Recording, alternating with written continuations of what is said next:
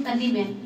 এখানে দুইটা পদ্ধতির কথা বলা হয়েছে, একটা হলো প্রবাসীদের যেটা, সেটা হচ্ছে জেলা অফিস থেকে, জেলা রিটার্নিং অফিসারের কাছ থেকে, সেটাতে আমাদের কোনো কাজ নেই। কিন্তু আইসিবি যেটা, ইন্টার কান্ট্রি ভোট যেটা, সেটা নিয়ে আমাদের উপজেলা পর্যায়ে মানে কাজ রয়েছে।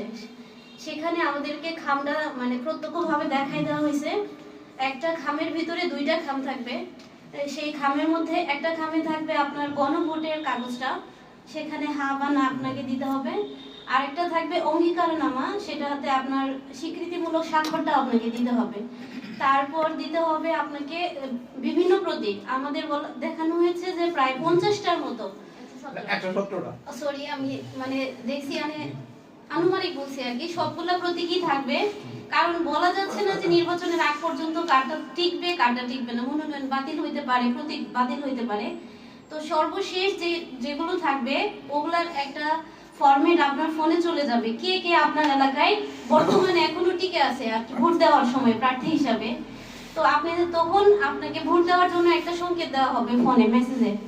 তো তখন আপনি সেখানে আপনার নির্দিষ্ট প্রতীকের পাশে টিক অথবা ক্রস চিহ্ন দিয়ে আপনি আপনার ভোটটা দিয়ে দিতে পারবেন। দিয়ে আপনি ভাঁজ করে আপনার ওইখানে গাম সিস্টেম বক্সটা, আপনাদের খামটা থাকবে গাম সিস্টেম, নিজেদের কোনো আঠা লাগানোর কোনো প্রয়োজন নেই। আপনি অটোমেটিকই ভোটটা দিয়ে, অঙ্গীকারনামা দিয়ে এবং গণভোটটা দিয়ে, তিনটা জিনিস ওইটার ভিতরে থাকবে ওই একটা খামের মধ্যে।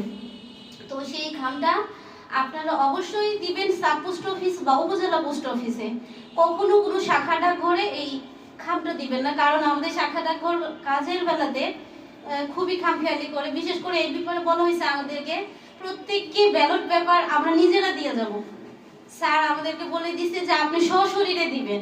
মেলান্দহ উপজেলার যতগুলা দূরবর্তী জায়গা আছে আপনারা হয়তোবা জানেন যে মেলান্দহ ছাড়াও মাদারগঞ্জের ম্যাক্সিমাম জায়গাটাই আমাদের মেলান্দহ উপজেলার আওতায়।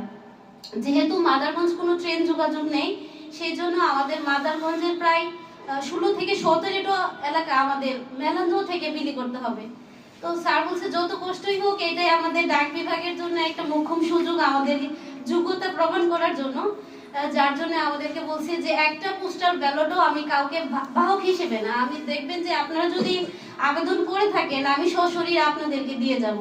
এবং এটা খুবই গোপনীয় ভাবে আপনারা একটু কষ্ট করে হলেও আমাদের উপজেলা পোস্ট অফিসে দিবেন, অথবা আপনার যে সাব পোস্ট অফিস আছে নিকটবর্তী, যেমন আমাদের মালঞ্চ আছে, দৌলট আছে, বালিজুড়ি, মাদারগঞ্জ, এই এরিয়াগুলোতে দিবেন। কেউ কখনো শাখাটা করে দিবেন না। এবং কি আমাদের যে স্কুলের কর্মকর্তারা যারা নির্বাচনী ডিউটি পালন করে, ওই ক্ষেত্রে আমি মানে যদিও বলি তারা পোস্টাল ব্যালট সম্পর্কে একটু মানে